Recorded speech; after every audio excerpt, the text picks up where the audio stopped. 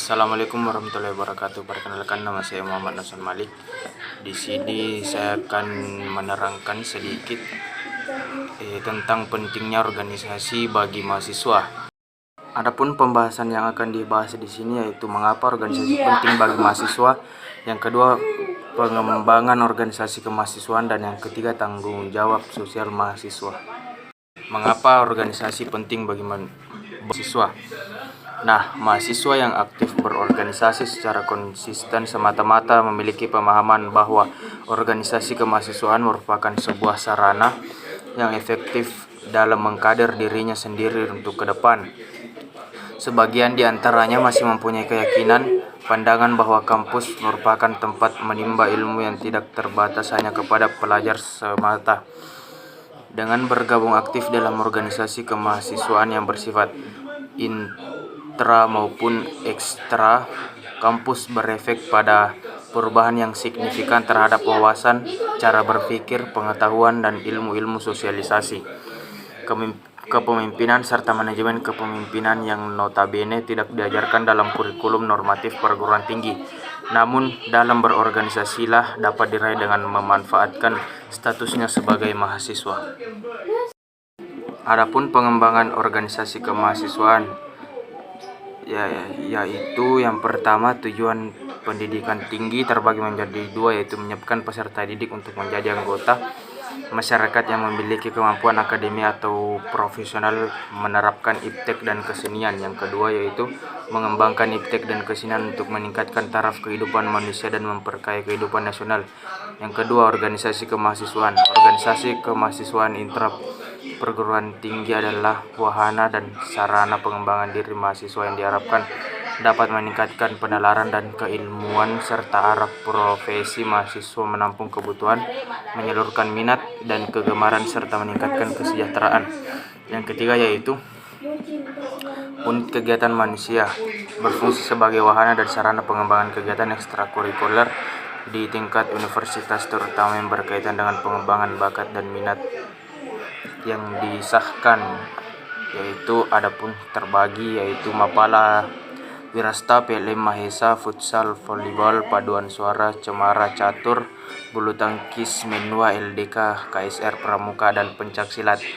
Yang keempat yaitu Badan Eksekutif Mahasiswa, berfungsi sebagai organisasi pelaksana kegiatan pengembangan kemahasiswaan di tingkat universitas dan merupakan koordinator kegiatan pengembangan kemahasiswaan lingkungan universitas, klasifikasi BEM. Adapun tanggung jawab sosial mahasiswa, yang pertama, dasar pikir perguruan tinggi dipandang sebagai institusi independen merupakan hal yang menguatkan pemahaman kita bahwa di dalamnya terisi oleh para intelektual bangsa dan calon-calon pemimpin masa depan yang mempunyai spesifikasi ilmu masing-masing. Di STMIK Indonesia Padang ada mahasiswa jurusan Sistem Informasi Tuntunan atau tanggung jawab ilmu pengetahuan yang didapatkan dari sebuah perguruan tinggi membawa kita ke perguruan sesungguhnya realitas dalam bermasyarakat nantinya. Yang kedua, proses pembelajaran di sekolah-sekolah maupun perguruan tinggi ditujukan untuk membekali diri pelajar yang dapat menjawab tuntutan yang ada di masyarakat pada umumnya, yakni melalui transformasi keilmuan dapat tercipta pemberdayaan masyarakat, partisipasi aktif dalam proses pembangunan dan peningkatan taraf hidup berbangsa dan bernegara. Yang menjadi tugas sahabat-sahabat adalah adapun yang ketiga yaitu menjadi tugas sahabat-sahabat adalah mengamalkan ilmu yang sahabat dapatkan di kampus, niatnya untuk kepentingan dalam bermasyarakat, baik dalam hal adil dalam memberikan tawaran solusi dari sebuah masalah yang dihadapi, peningkatan SDM atau yang lainnya. Yang terakhir yaitu sebagai mahasiswa kita mempunyai peran yang double. Pertama, sebagai kaum terpelajar, yang kedua sebagai anggota dari masyarakat. Oleh karena itu sendirinya tanggung jawabnya juga memiliki besar karena memainkan dua peran sekaligus. Mahasiswa mempunyai kekuatan dalam daya nalar dan keilmuan menyelesaikan permasalahan bangsa. Namun unsur penting dari ilmu dan daya pikir itu adalah identitas nilai moral yang harus dijunjung tinggi. Seperti yang disampaikan oleh Kiai Haja KH Idam Khalid bahwa ilmu bukan untuk ilmu, tapi ilmu yang untuk diamalkan. Perguruan tinggi adalah institusi yang tidak sekedar untuk kuliah, mencatat pelajaran, pulang dan tidur, tapi harus dipahami bahwa perguruan tinggi adalah tempat pengembalian mahasiswa dalam melakukan kontemplasi dan penggambaran intelektual agar mempunyai idealisme dan komitmen perjuangan sekaligus tuntutan perubahan.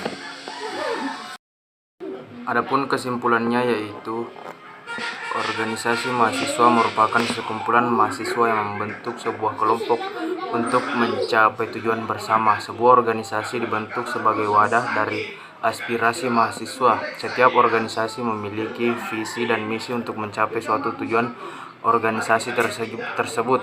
Setiap organisasi memiliki manfaat yang sangat banyak sekali untuk mengembangkan pola pikir mahasiswa, di mana mahasiswa dituntut untuk bertanggung jawab terhadap tugas yang telah diberikan. Setiap mahasiswa dituntut untuk disiplin, dan dengan kedisiplinan mahasiswa tersebut dalam mengikuti sebuah organisasi, sudah dapat dipastikan bahwa ketika mereka telah keluar dari organisasi, mereka pasti memiliki soft skill seperti bisa mengatur waktunya yang lebih baik, dapat memimpin sebuah rapat, dan lain-lain. Itu sebabnya mengapa sebuah organisasi sangat dibutuhkan oleh setiap mahasiswa, karena dengan mengikuti organisasi, mahasiswa memiliki pengalaman yang sangat berguna di dunia kerja yang akan segera mereka jalani. Sekian dari penjelasan saya. Assalamualaikum warahmatullahi wabarakatuh.